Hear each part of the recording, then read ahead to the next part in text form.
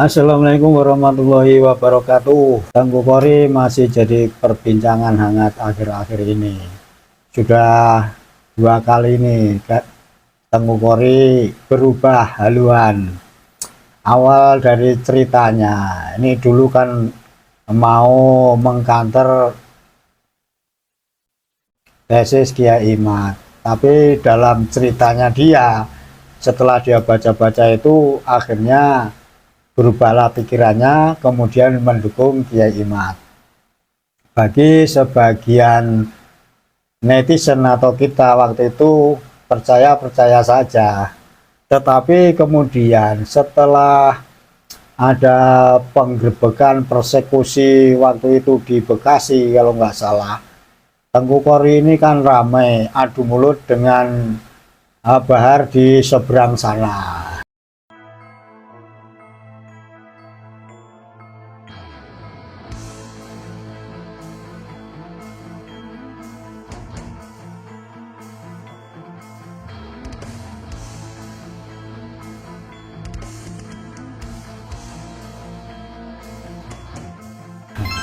Kemudian kita bertanya, loh kok masing-masing mempunyai nomor WA, ini ada apa?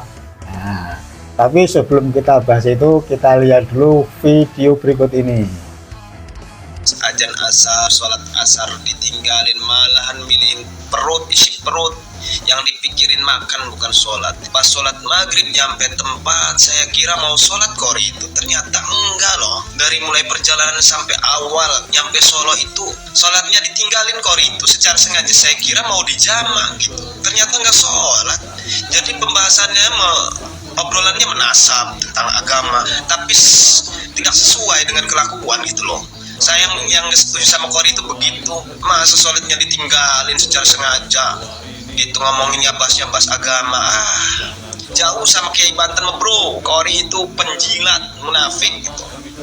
Si Kori itu saya pas waktu itu diajak ke Solo mau pelantikan Gawantara, berangkat malam, pas ajan subuh sholat subuh ditinggalin, pas ajan dohor sholat dohor ditinggalin, pas ajan asar sholat asar ditinggalin, malahan milihin perut, isi perut. Yang dipikirin makan bukan sholat. Pas sholat maghrib nyampe tempat, saya kira mau sholat Kori itu, ternyata enggak loh. Dari mulai perjalanan sampai awal nyampe Solo itu sholatnya ditinggalin Kori itu. Secara sengaja saya kira mau dijamak gitu, ternyata enggak sholat. Jadi pembahasannya obrolannya menasab tentang agama, tapi tidak sesuai dengan kelakuan gitu loh.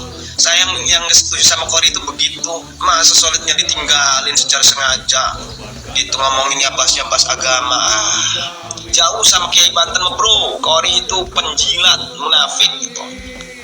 Nah, dari tampilan video tadi kita terkaget-kagetkan bagaimana di balik layar rupanya Tengku Kori seperti itu. Apakah ini berita hoax atau bukan? Ya, yang tahu adalah teman seperjalanannya. Ini yang ngomongkan seperjalannya Tengku Kori waktu ke Bojonegoro, terus ke Malang, waktu beberapa bulan yang lalu atau setahun lalu. Nah, di sini setelah ceritanya Tengku Kori ini membela Kiai Imad, nah, kita kembali ke omongan awal tadi. Tapi ada sebagian ulama pendukung dari Kiai Imad ini tidak percaya kepada Tengku Kori, karena Tengku Kori ini jejak digitalnya pernah istilahnya itu ngata-ngatai Gus Abbas, kemudian datang ke pondok pesantrennya Gus Fuad Pleret. Nah, dari situ, dari kisah perjalanannya Tengku Kori itu, banyak juga netizen yang sudah mulai tidak percaya kepadanya. Padahal kemunculan Tengku Kori yang meledak-meledak itu banyak dukungan dari kita semua. Seolah-olah benar-benar dia ini seorang pejuang. Dalam pengamatan beberapa bulan setelah itu, ya sekitar ya mungkin setengah tahun, ini ada channel itu mengadakan tes DNA gratis. Salah satunya yaitu Tengku Kori ikut di dalamnya. Harapan Tengku Kori mungkin haplogrupnya ini J atau apalah O atau apa yang dibayangkan dalam dirinya kalau Tengku Kori ini adalah dari duriannya Kanjeng Nabi. Tapi hasilnya mengecewakan. Nah, mungkin seperti itu karena dari kita lihat dalam video setelah Tengku Kori ini tes DNA sepertinya dia kecewa dengan haplogrupnya. Ini maaf kalau penilaian kita ini salah. Kemudian dari tayangan video-video yang lain ketika Tengku Kori ini berkunjung ke Bojonegoro, ke Jember, ke Jember. Terus kemudian kalau kita melihat dari podcast yang kita tonton selama ini di YouTube, ini kalau pembahasan masalah nasab itu kemudian dibelokkan ke tes DNA, jalan satu-satunya kalau memang semua kitab-kitab ini diragukan atau tidak dipercaya oleh ahli nasabah, sepertinya Tengku Kori ini nggak sreg juga dengan tes DNA. Ini ada apa? Ini saya lihat dari video-video yang lama, yang jelas itu saya amati ketika Tengku Kori berkunjung ke Jember, ke sebuah pondok pesantren malam-malam, dan selanjutnya ada penggerebekan di sana. Ini teman-teman bisa lihat video-video lama itu masih ada itu. Jadi di situ ada perbincangan kepada kiai yang diinepi. Nah, rencana Tengku Kori menginap di situ. Ini juga ada senggolan-senggolan tentang tes DNA. Dan dari situ saya berpikir kok kalau Tengku Kori ini masalah nasab disambungkan atau digandingkan dengan tes DNA sebagai menilai keabsahan nasab, dia ini sepertinya tidak begitu menyukainya.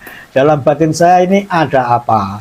Nah, bomnya yaitu ketika Tengku Kori ini ada tes DNA gratis tadi, dan ternyata hasil dari haplogrupnya Tengku Kori ini jauh sekali dari J1 atau haplogrupnya Rasulullah Shallallahu Alaihi Wasallam. Nah, kegampangan dari perjuangan Tengku Kori itu mungkin ya setengah dari itu juga karena kiprahnya ini tidak mendapatkan dukungan sepertinya seperti itu dari ulama-ulama atau kiai-kiai mainstream yang berjuang meluruskan nasab Ba'alawi. Tentu para ulama-ulama ini kenapa nggak mengajak si Kori? Barangkali ya karena tahu kondisinya itu seperti itu, pelin-pan, kemudian meledak-meledak, tidak punya pendirian sepertinya. Dan mungkin juga tahu apa yang ada dalam Tengku Kori ini tidak bisa diambil contoh. Ngomongnya tentang agama, tentang nasab dan seterusnya, tetapi di balik itu ternyata Tengku Kori ini seperti apa yang ada di video tadi.